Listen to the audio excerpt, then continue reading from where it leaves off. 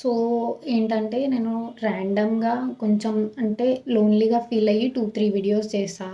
చేసి నేను ట్రయల్ వీడియోలో పోస్ట్ చేశా. దానికి చాలా మంచి రెస్పాన్స్ వచ్చింది. అట్‌లీస్ట్ ఒక 10 కమెంట్స్, 12 కమెంట్స్ వస్తున్నాయి. అంటే వాళ్ళకి యూజ్‌ఫుల్ అయితుందంట.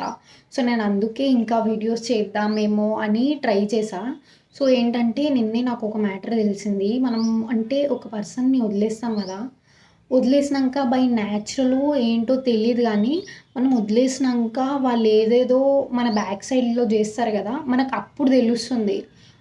మనం ఇలాంటి పర్సన్‌తోనున్నామా అని మనకప్పుడు అర్థమవుతుంది.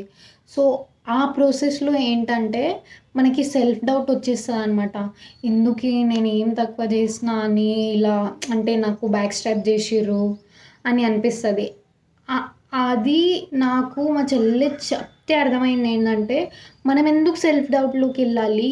అది వాళ్ళ క్యారెక్టర్ గదా!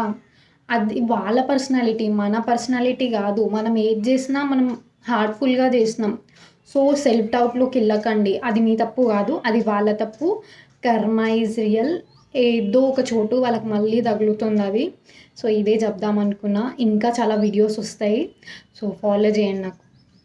బాయ్.